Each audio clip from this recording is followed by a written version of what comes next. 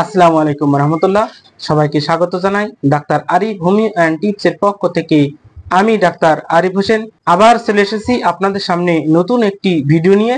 আজকে আমি আপনাদের সামনে যে টপিকস নিয়ে আলোচনা করব সেটি হচ্ছে লাইপোমা কি, লাইপোমার লক্ষণ, লাইপোমা কেন হয় এবং লাইপোমার কার্যকরী হোমিওপ্যাথিক চিকিৎসা নিয়ে আলোচনা করব ইনশাআল্লাহ। তার আগে আমার এই ভিডিওটি যারা নতুন দেখছেন তাদের উদ্দেশ্য বলবো, আমি এখানে বিভিন্ন ধরনের রোগের সমস্যায় হোমিওপ্যাথিক চিকিৎসা এবং স্বাস্থ্য টিপস নিয়ে আলোচনা করে থাকি। আমার এই চ্যানেলটিকে অবশ্যই সাবস্ক্রাইব করুন এবং নতুন নতুন ভিডিওর আপডেট সবার আগে পেতে অবশ্যই বেল আইকনটি প্রেস করুন। লাইপোমা হলো এক ধরনের চর্বিযুক্ত টিউমার, যা সাধারণত শরীরের চর্বিযুক্ত স্থানেই হয়ে থাকে। এটি বেশ ধীরে বড় হয়, ত্বক ও মাংসপেশির মধ্যে হয়। রোগটি ফ্যাটি টিউমার নামেও পরিচিত। আঙ্গুল দিলে নড়াচড়া করে, সহজেই শনাক্ত করা যায়। লাইপোমা একটি শক্ত প্রকৃতিরও হয়। একজন ব্যক্তির একাধিক লাইপোমা হতে পারে, যে কোনো বয়সেই এটি দেখা দিতে পারে, তবে মধ্যবয়সীদের ক্ষেত্রে লাইপোমা বেশি হয়। লাইপোমা কখনো কখনো নরম এবং কখনো শক্তও হয়। এগুলো সচরাচর ব্যথা হয় না, তবে পুরাতন হলে এই লাইপোমাতে ব্যথা হতে পারে।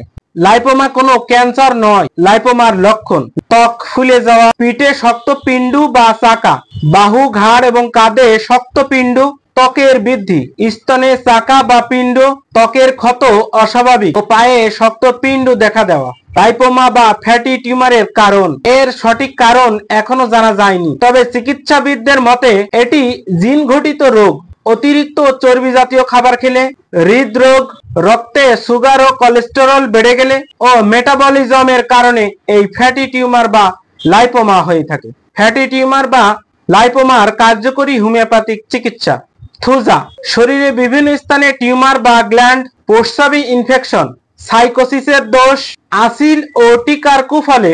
থুজা 200 শক্তি 2 দিন সকালে, 15 দিন বিরতি দিয়ে 1000 শক্তি 2 দিন সকালে সেবন করিতে হবে। ক্যালকেরিয়া কার্বনিকাম, স্থূলকায় মেদপূর্ণ, থলথলে শরীর, ওজন বেশি, ডিম পছন্দ করে, মাথার ঘামে বালিশ ভিজে যায়।